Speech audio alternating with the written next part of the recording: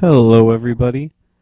Ooh, we are back with another installment of the AV Speaks Music podcast. I'm recording this a day earlier than I usually do. It is the 28th of February. Tomorrow is March 1st. So that's fun. Welcome. I'm glad that you guys could be here listening. Today I got a couple different things. Obviously, I as I teased in the last podcast that I'll be talking about Relient K at the end of this.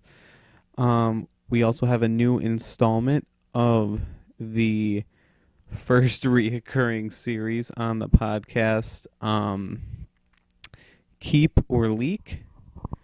And then, like always, we always start with talking about what I've been listening to this past week, and it's only been a couple days since the last podcast has been recorded, but I feel like I've listened to a lot of music within that span of time. I am now on break from school, so I've had more time to sit down and listen to music and get to music that I've been meaning to catch up on and stuff like that.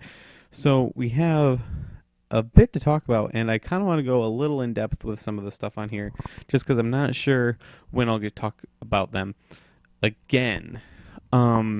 First of all, we'll start with an album that I mentioned last week, from the band Surveyor. The album being XI11, however you want to pronounce it. It's in Roman numerals, XI. And I talked about this album on the last podcast because it's a really good album. I've done a little bit more research on these guys, and they're actually, this band is actually a bunch of producers, who like produce like the Bethel worship albums, like as in like the Bethel Church, their worship team group put out a couple albums, and these producers, the producers for these albums, got together and they made a band called Surveyor, and they were like, we're just gonna put out an album. And it's funny to me because this isn't a worship album.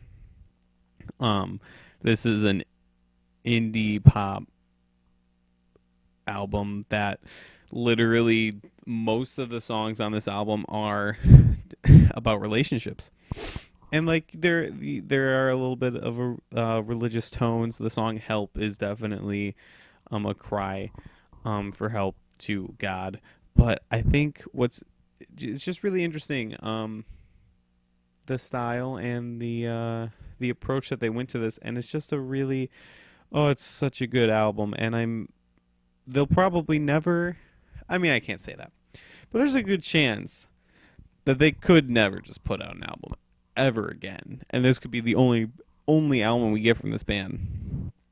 But it's such a nice snapshot of time, and that's what I love about music.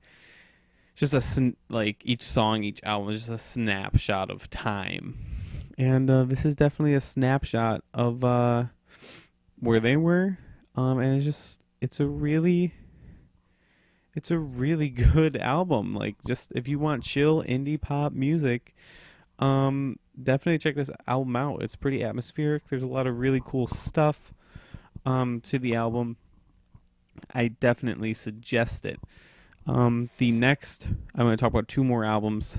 Well, three more. We'll get to the other one, but two more albums that I've really, really been listening to. This first one just came out like 2 weeks ago, just about 2 weeks ago, by a band that I just heard about called Hearts Like Lions. And the album is If I Never Speak Again. This is a super fun and catchy alternative rock, like indie alternative rock album. And shout out to the website Jesus Freak Hideout for putting a review up of this website. You can go check out that website. They do album reviews of all Christian music everywhere, pretty much. And I saw this, I'm just like, that sounds like something I'd listen to. And so I listened to it, and I'm just like, wow, this is really fun. This is really catchy. I really like the guy's voice. He reminds me of the lead singer from Vinyl Theater. His voice does, but the style-wise, it's like, I don't know. It's like there's probably some easy way, like in a band that's like really easy to like compare it to, that I just probably don't know, because like I'm still on my search for music out there. But yeah, no, again, if you're into like just a alternative rock of any sort, I would definitely go and check out this album. It's fun. It's a fun album. And if for whatever reason Christian quote unquote Christian music turns you off, it's not like you can tell with this album. But there's more of a positive undertone to the album, which is always nice. But it's just a fun album. I definitely recommend you go check these guys out. Like I said, this album just came out like 2 weeks ago. Solid album. I'll probably it's been on repeat all weekend, so I'm sure I will keep listening to it. And then finally, the third big album that I've been listening to has a big backstory to it. So my musical likings, I don't like most popular music. And I haven't been able to figure out if it's just because I think it's bad music, like I just personally don't actually like it, or if it's because I like being quote-unquote hipster and I like finding stuff that other people don't really listen to. I've come to realize it's a combination of both. And this next album really highlights that. It's from the band The 1975. And I've heard of them. Their debut album, I did not listen to the whole album, but I heard the songs Chocolate and Girls, and I actually enjoyed those songs. And then for whatever reason, they came out with their sophomore album, and I heard the lead single off of it, Love Me, and I'm just like, I'm not digging this. I'm not going to bother with the whole album. And so a lot of people are just like, dude, you listen to 1975? I'm like, no, I don't really like them. It's like, even though like I didn't really give them too much of a fair chance. I mean, I literally listened to like 3 of their songs. So, that being said, I finally I heard the song Somebody Else on alternative radio. I'm just like, this is a good song. Who is this? And then I'm just like, this is a 1975? Well, lo and behold, it was the 1975. Just like, I should really go listen to their new album, because I heard a lot of people who liked it, and I've had a lot of people who like, you should listen to it. I really like this album. So I went and listened to I Like It When You Sleep, for You're So Beautiful Yet So Unaware of It. I know it's a long title of an album. And when I finally sat down and listened to it, the first couple songs, I'm just like, The songs Love Me, Ugh, A Change of Heart, they didn't grab me. So I'm like, I guess I'm not going to like this album. And then the song She's American came on. It's like, okay, I can dig this. This is nice. It's a fun indie pop album. It's got a lot of oomph. It's got some nice atmosphere to it. Then If I Believe You came on, and I'm just like, this is completely different. This changes the game. This is like a gospel-inspired song. Like, what the heck? And as the album just kept going, it just kept reinventing itself with like almost every single song. This is such a good album, and I don't know why I've just been like, oh, I'm not going to listen to it, whatever. I'm like, what the heck, me? If you have been just like, I mean, a lot of you, maybe not a lot of you, some of you are probably just like, yeah, this is a good album. I can't believe you haven't listened to this album before.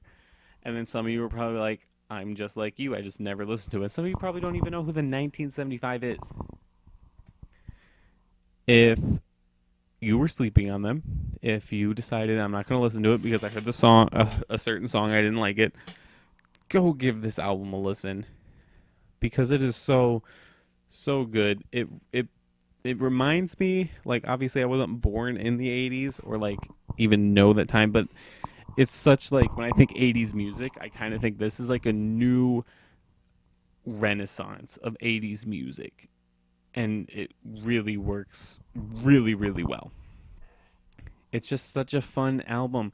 There's so many fun songs, and then as the album goes on, it gets, I was not expecting it to get so deep and personal, because like when I thought of the 1975, I'm like, oh, they talk a lot about love and sex and drugs and whatnot. I'm like, I'm not into that. But as the album went on, yeah, there's a lot of talk of love on this album and stuff like that, but as the album goes on, it gets deeper. And I think one of my favorite songs off this album is the song Nana, which sounds like he's talking about his like grandmother or something like that passing away, and it's just a really emotional song. Yeah, check this album out. It's been a year since this album came out. Like if there's any time, like it's been the 1 year anniversary, so like go check it out. It's a good album. One album that I listened to needs to get a shout out, and not because it was good, because it was not good. My brother's looking at me right now from behind me.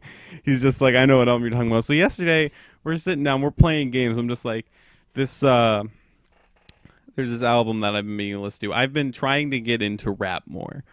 I really like NF. I think I've talked about him before on the podcast. I really like NF a lot. I like some Lecrae. So I've been trying to get into rap more, and so there's this band called Social Club Misfits. This rap duo. Not good. It's just the adventures of Fern and Marty. It's all over the place. The album's all over the place. I don't think it knows. At one point, my brother Parker just looks at me like, this sounds like Drake. I'm just like, yeah, this is just a Drake ripoff. This is the Christian version of Drake. A lot of the songs just feel like they had a lot of unnecessary references to whatever. And then I don't remember the name of the song. Frankly, I'm just not going to listen to the album again because it's not good. But apparently, according to one of the guest artists on the song, apparently they recorded it on a computer that uses Windows 98. That was the lyric. And then the next lyric after that was you have to make sure that your pants fit. I mean, like, I'm all for, like, goofiness, but this is just weird, okay? Like, why? Just why? I'm sorry if you like that album, if you've heard that album, or if you like the artist, but, like, I just couldn't.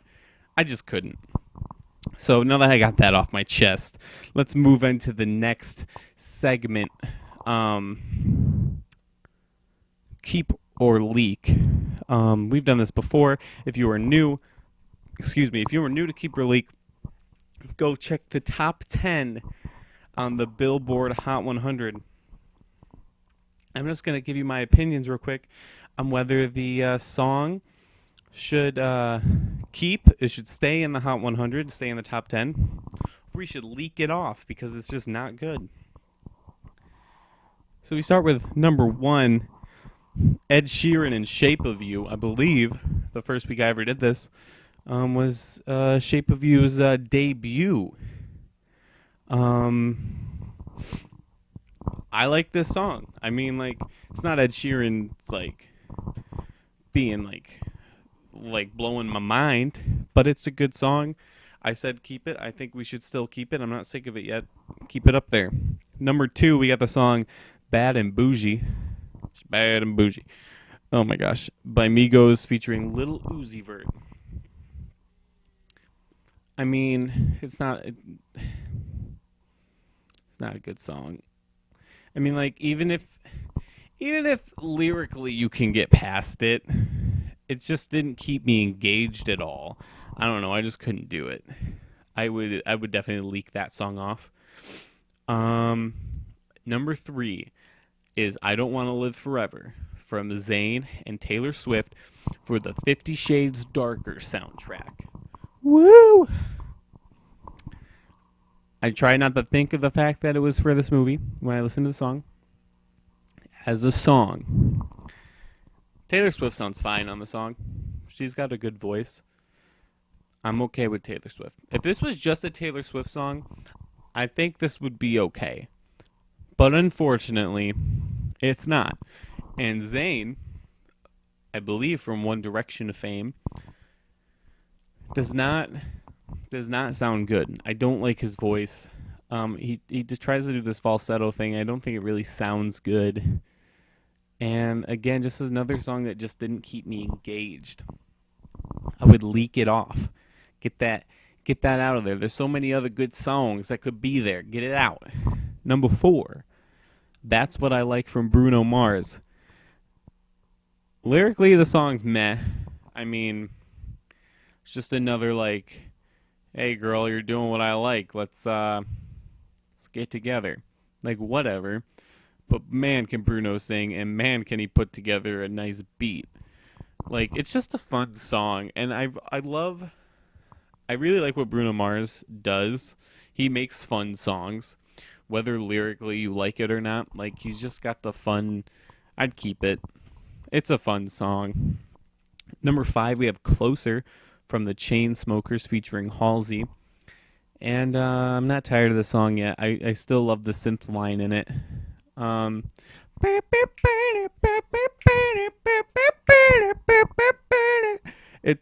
It's good. It's a fairly good song. I'd keep it. I mean, there's worse songs out there. I mean, how long has it been on the charts? It's been on 30 weeks now. That's pretty good. And apparently it broke a record for longest amount of time. Song's been in like the top 5, I think.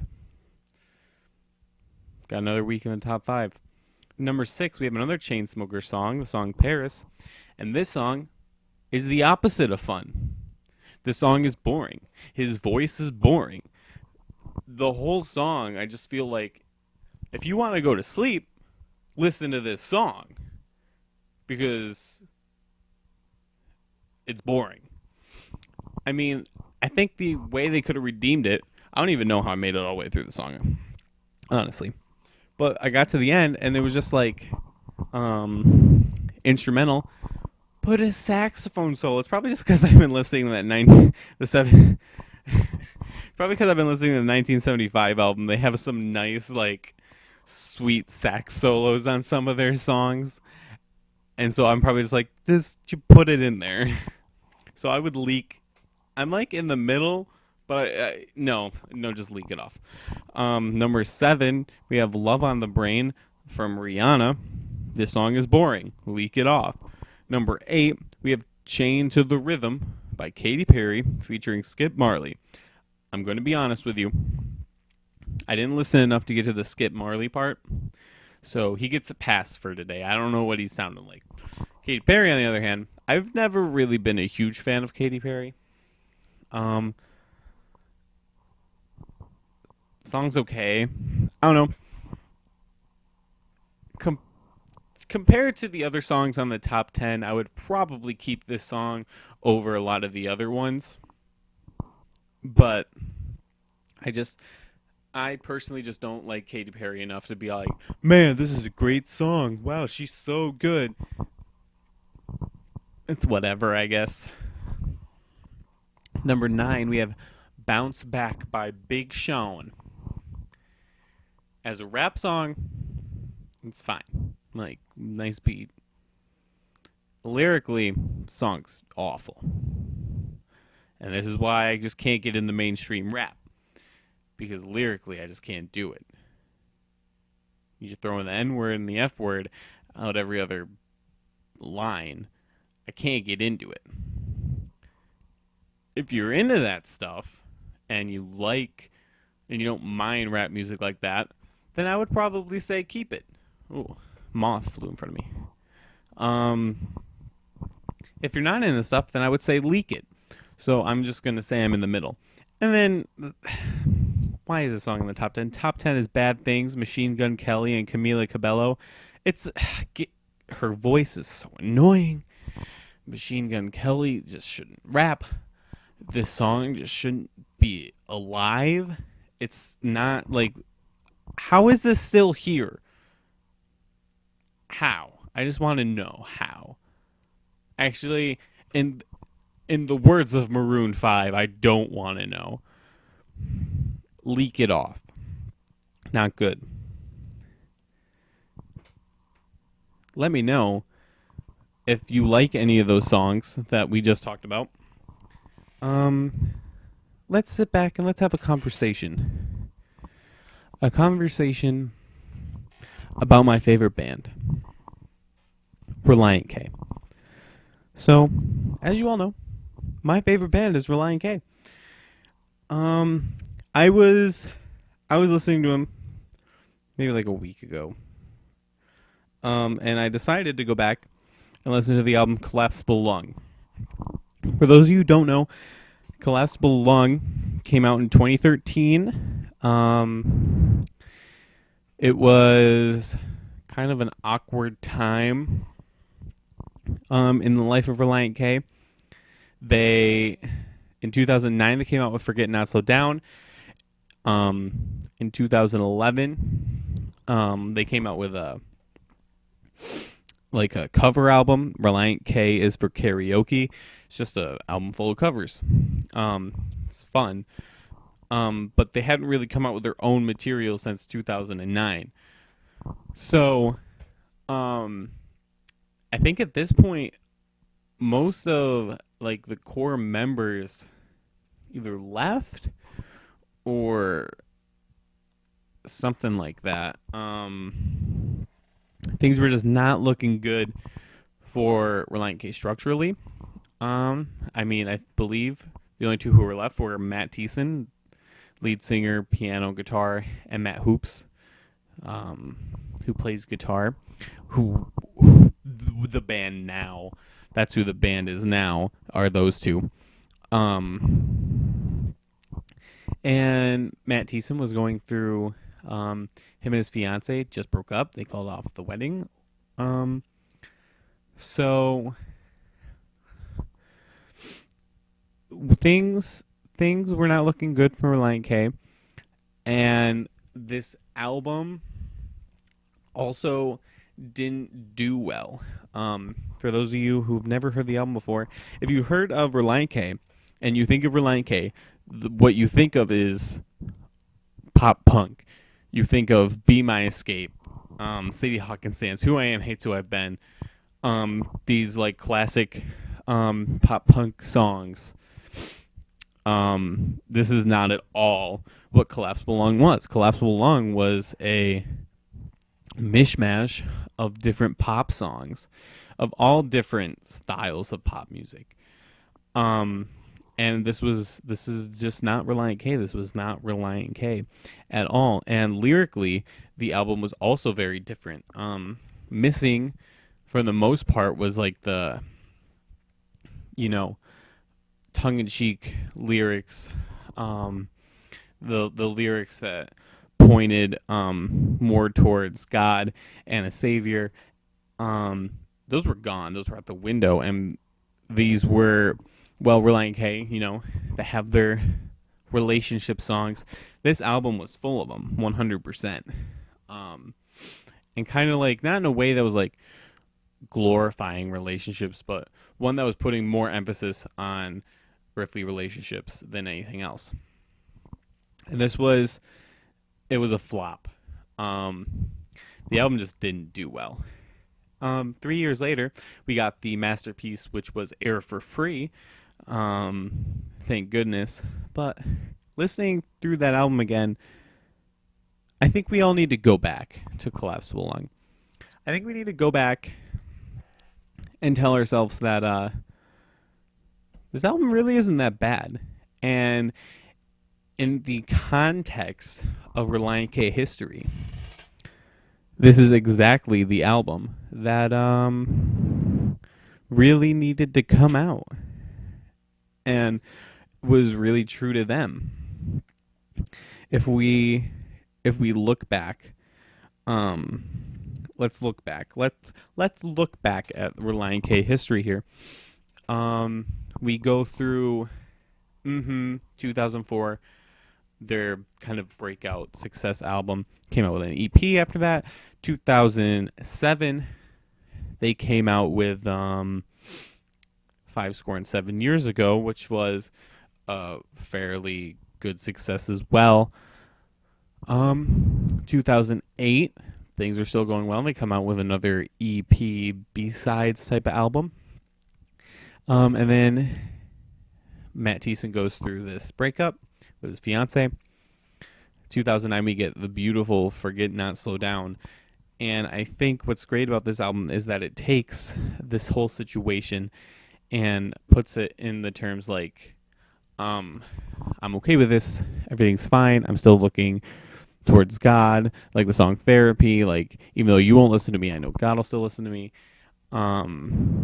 Really coming to grips with everything that's been happening. And it's such a beautiful album in that respect. I'd rather forget and not slow down than gather regret for the things that I can't change now. Great album. And then, like I said, 2011, they came out with a cover album. It's just a fun album of covers. And I think in that time, I don't know exactly, but from the sounds of it, they were kind of getting away from the spiritual Christian aspect of their band, and just kind of coming out with more secularized stuff. And that's what we see in Collapsible Lung. And I think that might be a representation of where they were as people at that time.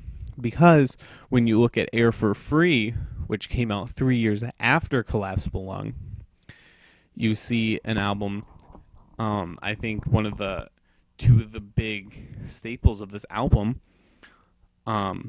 three. You have the song Man, Wake Up, It's Time to Be a Man, Wave Goodbye as I Outgrow the Shadow of Peter Pan. It's time to be a man. He really has to grow up with what's happened. And then the song Prodigal, Sweet Jesus, I was coming to pray, but all the hip kids sent you running away. You got egg on your face, but the faithful keep washing your feet. I feel like this song is just about him going away, these people leading him astray, and not really looking to God through everything. And then that really explains why we got what we got with Collapsible Lung. And I think that's what makes Collapsible Lung so much more beautiful as an album, is because we can see this progression of people in their lives changing and growing and making decisions. And that's what I love about music, is that it's just, like I said earlier, it's time documented within this space.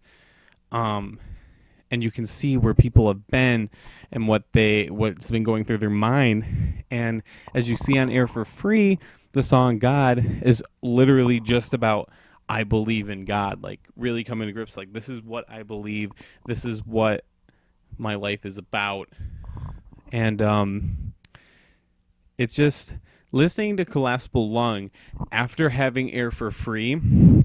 Collapsible Lung is a completely different album. And if you listen to the song Collapsible Lung, which is the last track on the album, one of the lyrics is, hope I haven't heard the last words from the Holy Ghost, because I think that I'm supposed to be well on my way by now. It's just like kind of like these doubting thoughts, and then you move in to Air for Free and what that album represents. It's such a beautiful change and transition that going back to Collapsible Lung and listening through that album makes me appreciate it so much more. Stylistically, whether you like it or not, like, sorry, you might not. I mean, it's still a pop album, but I think you can see what they were going for. Maybe, like I said, more of a secularized type of deal.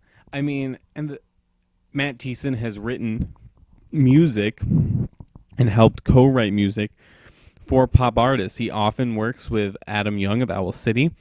If you look at a lot Owl City's albums, Matt Thiessen is often a co-writer and collaborator on those albums. He's written a song for Katy Perry before, or with Katy Perry. So like writing songs is where Matt Thiessen's heart at, and he probably wanted to write a pop album at that point in his career. And I think the problem is, instead of putting it under another name, they put the Relient K name on it, and when you hear Relient K, you're just like, this is what I think, and I think that was the problem. But I think when you listen to the whole Relient K discography, you can see their growth and maturity and where they've gone, and it just makes Air for Free more of a beautiful album, it makes Forget Not So Down more of a beautiful album, and it makes Collapsible Lung more of a beautiful album, now that we have all three of these albums in context with one another. So these have just been my thoughts. These were my thoughts when I was listening through it, and I just wanted to share them with you. If you listened to the album Collapsible Lung and decided that I don't like lyrically where this is at, go back and listen to it knowing some of this stuff, knowing about Air for Free and Forget Not So Down, and kind of the context. I think one thing that is often lost with albums is context. I mean, if you look at David Bowie's Black Star, his last album, what makes that album such a great album is the context around it. The fact that he knew he was going to die while writing this album, and he faces it head on. That's what makes that album so good. I think listening to all three of these albums within this context makes all three of these albums better albums than they already are. And yeah, that's what I would definitely recommend you go back and listen. Maybe even listen to these three albums in sequence. Listen to Forget Not So Down, listen to Collapsible Lung, and then listen to Air for Free and see the change. You can hear the stylistic changes as well as the tonal, like the whole tone of an album, the changes with that as well. But that is all I have for you today. I hope you enjoyed the podcast. Hopefully this will be up within the next day or two. The next podcast I'm going to record, I will be back at school, so hopefully I will be able to keep the schedule that I had going before I got sick, and I don't get overwhelmed, because I do really enjoy putting these out for you guys. Let me know a couple things in the comments. Let me know one album that has come out in 2017 that you've been listening to that you want me to check out, that I can talk about in a future podcast. 2, let me know if you like any of the songs in the Keeper Leak segment. If you like them or dislike any of them, I wanted to hear your opinion. And let me know what you guys think of Relient K and their career as a whole, and what you think of Collapsible Lung and Air for Free and those albums and such. I want to hear your guys' opinions too, not just me spouting off mine. So again, thank you so much for listening. I hope you guys have a wonderful week. I don't know what I'm going to do next week. Next week could be a fun week. Who knows? Last words, though. Also, go listen to that 1975 album if you haven't, because, oh my gosh, it's so good. Anyway, I'll see you guys later. Thank you for listening. Bye-bye.